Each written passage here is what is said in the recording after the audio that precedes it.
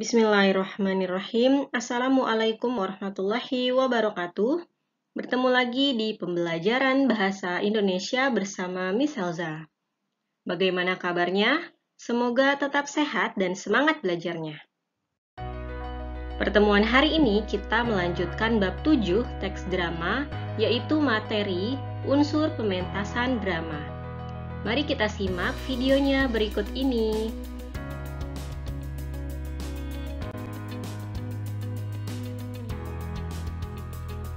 Cermati gambar berikut. Apa saja unsur yang terdapat dalam pementasan drama tersebut? Nah, sebelumnya, pernahkah kalian menonton drama atau teater? Atau bahkan mungkin pernah bermain drama? Jadi, selain naskah dan pemain dalam pementasan drama, dibutuhkan unsur yang lain juga. Apa saja unsurnya? Berikut akan Miss berikan penjelasannya. Unsur pementasan drama terbagi menjadi 9. Yang pertama ada naskah drama, yang kedua ada sutradara, yang ketiga ada pemeran, yang keempat ada panggung, yang kelima ada tata lampu, yang keenam tata suara, yang ketujuh ada tata busana, yang kedelapan ada tata rias, dan yang kesembilan atau yang terakhir yaitu ada penonton. Unsur yang pertama yaitu naskah drama. Naskah drama adalah sebuah karangan yang isinya terdapat cerita atau lakon. Dalam naskah juga termasuk nama-nama tokoh dalam cerita, peran tokoh, dialog yang diucapkan, dan keadaan panggung yang diperlukan. Bentuk dan susunan naskah drama mempunyai perbedaan dengan naskah dari cerpen maupun novel. Jadi, naskah drama tidak mengisahkan cerita secara lugas dan langsung, karena lebih mementingkan ucapan-ucapan atau bisa dibilang penuturan yang diganti dengan dialog.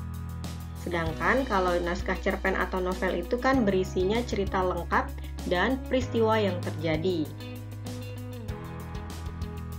Naskah drama ditulis selengkap-lengkapnya disertai keterangan dan petunjuk seperti gerakan-gerakan yang dilakukan pemain, tempat terjadinya peristiwa, perlengkapan logistik yang dibutuhkan, dan keadaan panggung di setiap babak.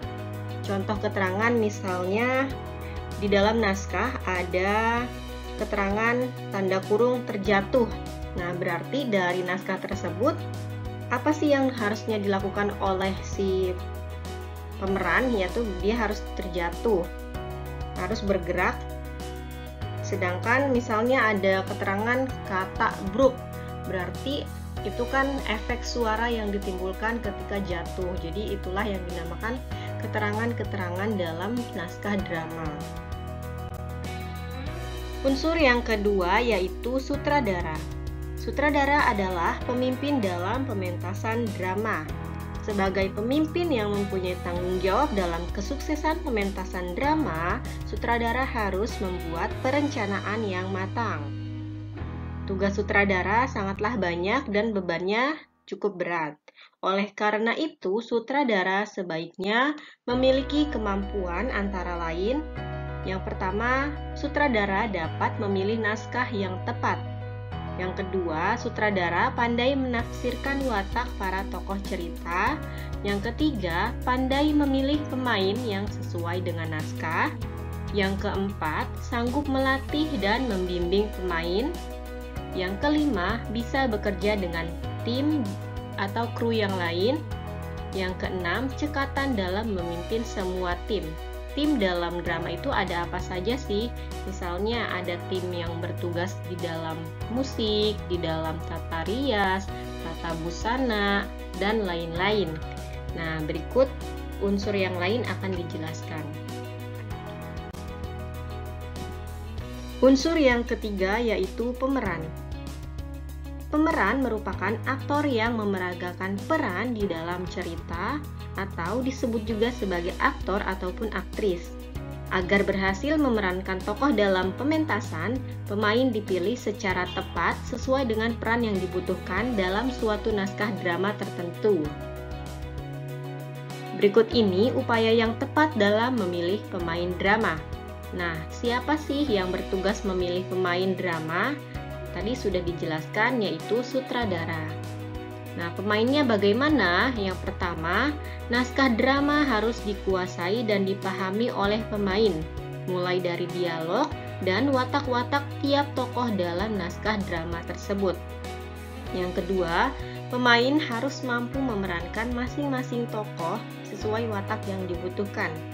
Yang ketiga, perbandingan usia dan perawakan tubuh pemain dinilai sesuai dengan kriteria yang dibutuhkan. Jadi untuk pemeran misalnya orang tua, berarti usia dan perawakan tubuh juga sangat mempengaruhi dalam pemilihan pemain. Yang keempat, pemain memiliki skill dalam berlatih untuk memerankan tokoh yang dikehendaki oleh naskah. Jadi pemain memiliki skill misalnya ekspresinya, suaranya yang lantang, dan kecocokan wataknya.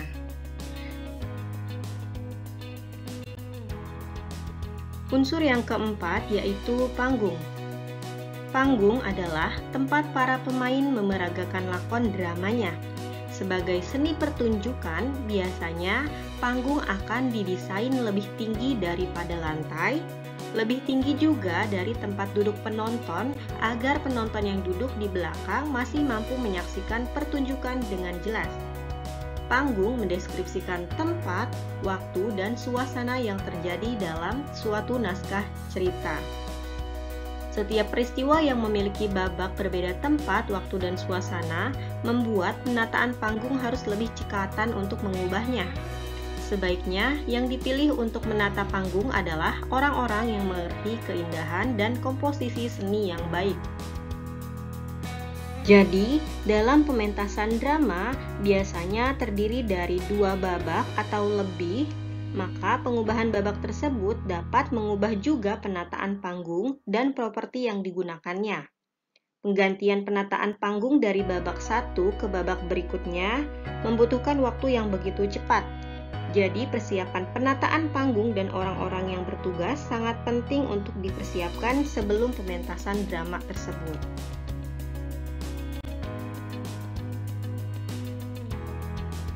Unsur yang kelima yaitu tata lampu. Tata lampu adalah bagian yang bertugas dalam pengaturan cahaya di panggung. Bagian ini berhubungan erat dengan tata panggung yang sudah dijelaskan sebelumnya. Pengaturan cahaya di panggung harus disesuaikan dengan keadaan panggung yang dibutuhkan. Contohnya, seperti penataan lampu di rumah orang miskin dengan penataan lampu di rumah orang kaya, pasti suasananya berbeda, maka cahaya lampunya juga berbeda. Misalnya kalau di rumah orang miskin, lampunya pasti lebih redup, sedangkan di rumah orang kaya, lampunya lebih terang. Penataan lampu dibutuhkan juga ketika salah satu pemain sedang berbicara. Jadi misalnya ada pemain A sedang berbicara, maka lampu tersebut menyorot ke pemain A. Lalu ada pemain B menjawab perkataan dari pemain A, maka lampu tersebut menyorot ke pemain B. Nah, itulah gunanya tata lampu dalam pementasan drama. Unsur yang keenam yaitu tata suara.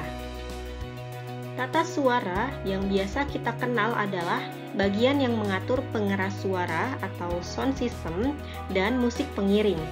Iringan musik tidak dijelaskan secara mendalam di dalam naskah, tetapi penjelasannya hanya secara umum seperti musik pelan, sendu, atau sedih. Musik pengiring juga sebaiknya berada di balik layar. Jadi untuk tata suara atau orang-orang yang bekerja di dalam tata suara pasti adanya di balik panggung agar tidak mengganggu para pemain drama dan kekerasan yang diatur sesuai dengan kadarnya. Fungsi tata musik ini yaitu untuk lebih menghidupkan suasana cerita dalam pementasan drama. Misalnya, suasana yang mencekam atau suasana yang ceria pasti diiringi musik yang berbeda. Jadi dengan adanya iringan musik yang tepat sesuai dengan suasana dalam cerita akan membuat cerita lebih hidup. Unsur berikutnya yaitu tata busana. Tata busana merupakan bagian yang mengatur pakaian pemain atau aksesoris yang digunakan dalam pemain. Contohnya, bahan yang digunakan, model, dan cara mengenakannya. Tata busana memiliki hubungan yang erat juga dengan tata rias. Jadi dalam artian, ketika pemain menggunakan busana tertentu akan mempengaruhi juga dengan tata riasnya. Nah, busana atau kostum yang digunakan pemain harus sesuai dengan watak atau karakternya. Biasanya, kostum bukan hanya pakaian saja, tetapi bisa juga aksesoris yang digunakannya. Nah, kalau dari gambar ini dapat kita lihat ada dua tokoh ya, ada dua pemain menggunakan kostum yang berbeda. Kalau kita lihat, yang pertama itu berupa tokoh hewan. Hewan apa? Dari kostumnya sih terlihat hewan tikus. Lalu pemain yang kedua yaitu hewan peri. Nah, jadi ketika kita sebagai penonton melihat pemain menggunakan busana tertentu, kita sebagai penonton bisa mendebaknya walaupun hanya dengan melihat. Unsur yang ke-8 yaitu tata rias. Tata rias merupakan bagian yang bertugas dalam mendandani atau make up para pemain. Alat-alat tata rias misalnya ada bedak, lipstik, pensil alis, kumis palsu, bulu mata, dan masih banyak lagi. Seorang penata rias harus memiliki teknik seni dalam merias seperti teknik shading hidung, meniruskan pipi, menebalkan mata, membentuk alis, dan teknik lainnya. Selain itu, penata rias juga harus tampil dan cekatan agar penata rias mampu mengatur waktu sehingga pemainnya bisa siap untuk naik ke atas panggung dengan riasan yang baik. Jadi, untuk orang-orang yang bertugas dalam tata rias ini harus mampu mengatur waktu dengan baik karena untuk memake up seseorang itu membutuhkan waktu yang lama, sedangkan dalam suatu pementasan akan membutuhkan para tokoh yang banyak juga. Jadi setiap tokoh akan membutuhkan waktu yang banyak ditambah dengan tokoh yang lain. Jadi harus terampil dan cekatan. Tata rias itu juga berbeda-beda tergantung dengan karakter yang dimiliki si tokoh. Unsur yang ke-9 yaitu penonton. Penonton adalah unsur penting dalam pementasan drama. Semua unsur dalam drama yang disiapkan tentu dibuat untuk penonton. Kesuksesan sebuah drama dapat diukur dari respon para penonton yang menyaksikannya. Ada 3 macam ragam penonton dilihat dari segi motivasinya.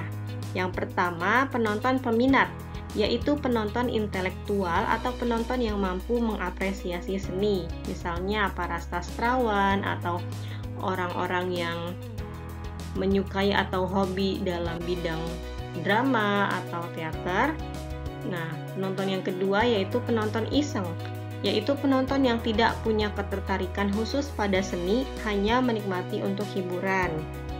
Dan yang ketiga, penonton penasaran, yaitu penonton yang menonton suatu drama atau suatu pementasan teater karena penasaran ingin tahu bagaimana lakonnya, pemain, dan cerita dalam drama tersebut.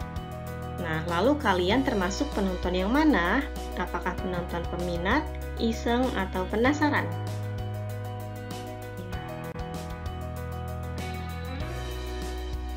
Alhamdulillahirabbil alamin. Demikian pembahasan kali ini mengenai unsur pementasan drama. Semoga bermanfaat.